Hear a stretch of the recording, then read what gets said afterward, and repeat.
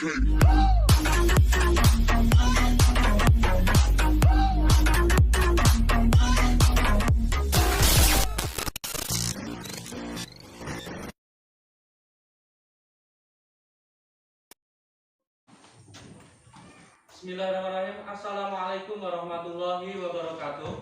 Waalaikumsalam warahmatullahi wabarakatuh. Selamat pagi semuanya. Pagi, Pak. Iya. Sebelum kita mulai kelas, ini Bapak mengecek kehadiran kalian. Ini lengkap semua ya untuk sesi 1 ya. Alhamdulillah. Bagaimana kabarnya, sehat semua? Luar biasa. Yang kompak lah, bagaimana kabarnya? Luar biasa. Oke, terima kasih. Jadi sebelum kita mulai, kita berdoa bersama. Ini ketua kelasnya Aan Carlos, silahkan dipimpin berdoa. Sebelum kita berdoa menurut ajaran menurut agama masing berdoa. Ya, apakah semuanya sudah siap untuk melaksanakan kegiatan pembelajaran pada pagi hari ini? Ya. Sudah menerima materi pelajaran yang Bapak kirimkan kemarin? Sudah. Sebelum kegiatan hari ini, materi sebelumnya apa coba? Masih ingat tak? Dinamika pendudukan, Pak. Dinamika kependudukan. Kira-kira ada hubungannya enggak dinamika kependudukan dengan itu ketika terjadi bencana dengan adanya kepadatan penduduk, maka korban bencana itu resikonya juga akan semakin besar. Tujuan pembelajarannya yang pertama, mengagumi kebesaran Sang Pencipta dan mensyukuri ciptaannya, terlibat aktif dalam proses pembelajaran, memiliki rasa ingin tahu, teliti dalam melakukan pengamatan dan bertanggung jawab dalam menyampaikan pendapat, menjelaskan pengertian bencana dan jenis-jenis bencana, menganalisis jenis potensi resiko bencana di wilayah sekitar, kemudian yang terakhir membuat denah tentang bencana yang berpotensi terjadi di wilayah sekitar lingkungan. Kita masih menggunakan kelompok yang kemarin ya, jadi tidak perlu membentuk kelompok baru untuk mempersingkat waktu. Ya mahasiswa, sebelum kita lebih jauh membahas materi tentang bencana, Bapak ingin tahu dulu pemahaman awal kalian tentang bencana. Jadi apakah itu bencana? Ya Pak. Siapa yang bisa jawab? Ya. Bencana itu adalah suatu kejadian yang diciptakan oleh Allah yang merusak seluruh alam. Contohnya banjir, longsor. Nah, ini pemahaman lebih jauh tentang bencana. Menurut Undang-Undang Nomor 24 Tahun 2007, bencana merupakan peristiwa atau rangkaian peristiwa yang mengancam, yang mengganggu kehidupan dan penghidupan masyarakat yang disebabkan baik oleh faktor alam dan atau non alam maupun faktor manusia sehingga mengakibatkan timbulnya korban jiwa manusia, kerusakan lingkungan, kerugian harta dan dampak psikologis. Bisa dipahami ya? Bisa. Oke, lanjut. Jenis-jenis bencana. Untuk jenis bencana itu secara umum dikategorikan menjadi 3. Itu yang pertama disebabkan oleh alam atau disebut dengan bencana alam. Yang kedua disebabkan oleh non alam atau bencana non alam. Yang terakhir disebabkan oleh manusia atau bencana sosial. Nah, Bapak mau nanya lagi. Kalau bencana alam jelas banyak contohnya ya. Tsunami, gempa bumi.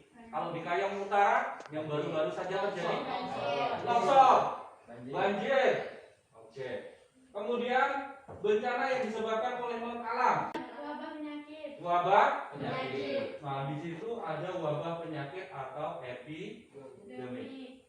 Makanya untuk masa pandemi ini kita tetap harus mematuhi protokol kesehatan. Kemudian yang terakhir bencana yang disebabkan oleh manusia atau Bencana sosial. Bencana Sosial. bisa memberikan contohnya yang sedang terjadi di Indonesia, narkoba, konflik, teror. Nah, yang mengalami teror di Indonesia bagian mana ini? Papua. Siapa yang meneror? Nah, berarti kurang mengikuti berita ya. Bapak menampilkan beberapa potongan berita.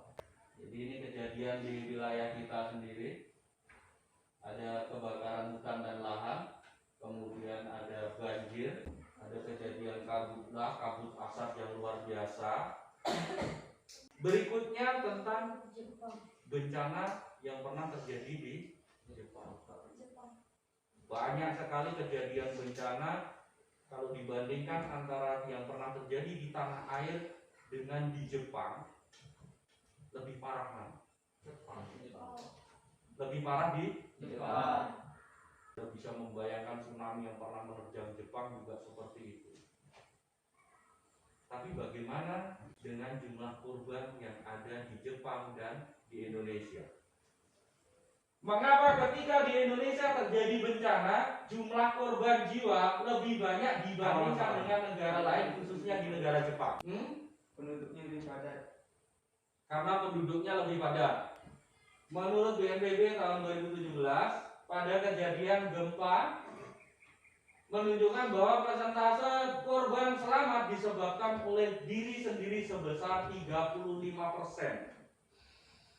Kemudian anggota keluarga 31,9%, teman atau tetangga 28,1%,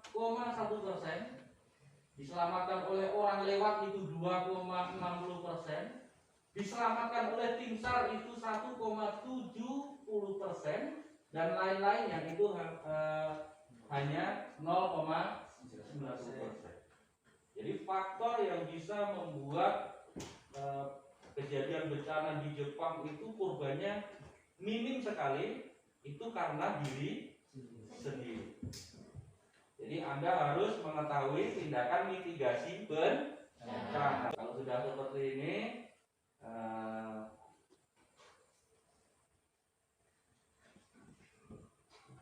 di negara lain khususnya Jepang belajar untuk melakukan mitigasi secara individu pada saat terjadi bencana.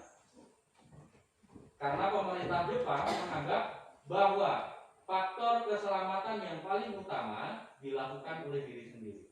Hal ini perlu ditiru oleh negara Indonesia agar jumlah korban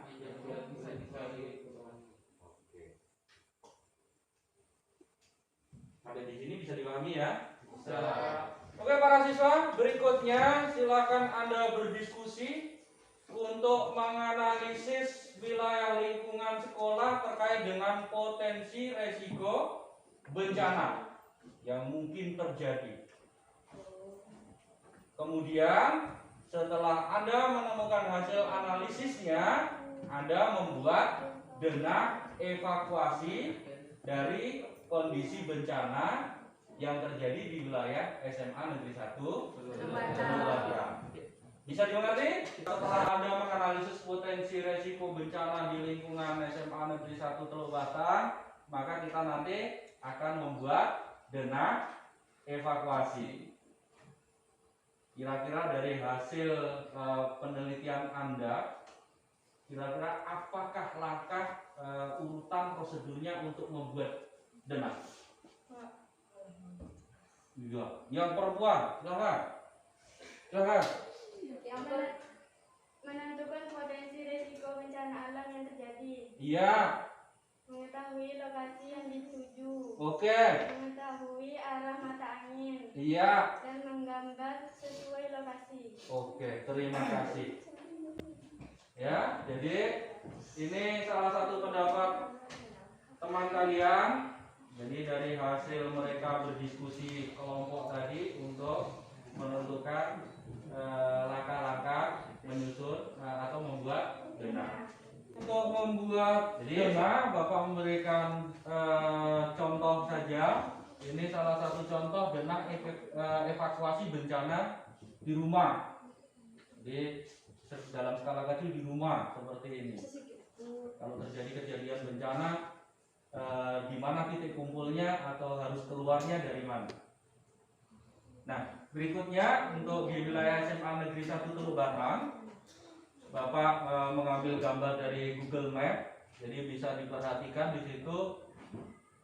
Anda bisa memperkirakan, mengamati, kemudian menyusunnya untuk membuat denah apabila terjadi bencana.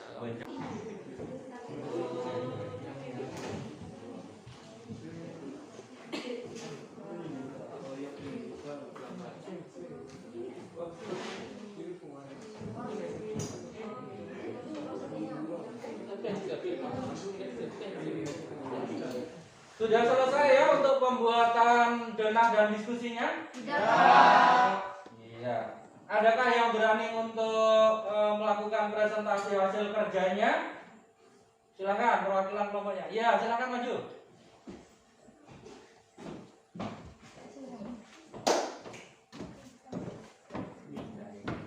Saya akan menjelaskan di mana titik kumpul yang lebih bagus jika terjadinya bencana alam di SMA Negeri 1 Teluk Batang.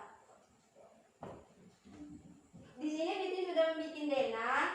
Fitri akan menjelaskan rawan terjadinya bencana kebakaran hutan, yaitu di sekitar sini, di sini, di sini, dan sini. Terjadinya kebakaran itu akan merambat ke sekolahan. Jadi titik kumpul untuk seluruh siswa SMA Negeri 1 Teluk Batang yaitu ada 2. Di lapangan, yaitu di lapangan bola di sini, dan di sini lapangan voli. Assalamualaikum warahmatullahi wabarakatuh. Berikutnya kita masuk pada tahap refleksi dan pengambilan kesimpulan. Apa saja poin-poin penting yang sudah kita pelajari pada hari ini? Jadi yang pertama, pemahaman mitigasi bencana alam di Indonesia masih sangat kurang, sehingga banyak menimbulkan korban jiwa. Hal ini disebabkan oleh banyak faktor.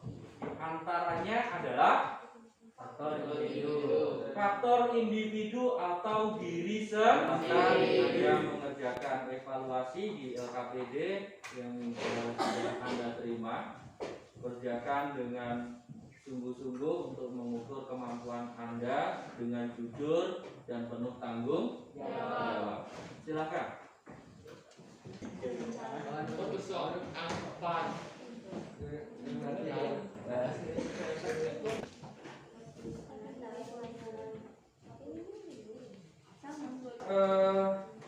Untuk akhirnya Bapak mengucapkan terima kasih yang luar biasa kepada semuanya. Para siswa ini luar biasa ya, sudah mengikuti pembelajaran dengan aktif, interaktif, dan tetap semangat ya Pak. Ya, semoga di pelajaran berikutnya, di tatap muka berikutnya kita masih dapat berjumpa kembali dengan keadaan yang sehat. Amin. Kemudian untuk materi berikutnya, nanti Bapak akan kirimkan materinya kepada Anda. Silakan nanti dibuka sendiri di rumah. Itu tentang persebaran bencana Indonesia. Jadi kalau hari ini kita membahas pengertian bencana, pengertian berikutnya, pelajaran berikutnya kita akan membahas tentang persebaran wilayah bencana. Silakan Anda pelajari secara mandiri untuk penugasan tidak terstruktur. Dan jangan lupa sebelum kita akhiri pelajaran, tetaplah mematuhi protokol itu. Kalau kita tutup pelajaran, marilah kita berdoa. Silakan ketua kelasnya untuk memimpin doa. Marilah kita berdoa. Ya, pelajaran hari ini saya akhiri. Mohon maaf apabila ada kesalahan. Billahi taufik wal hidayah. Wassalamualaikum warahmatullahi wabarakatuh. Waalaikumsalam.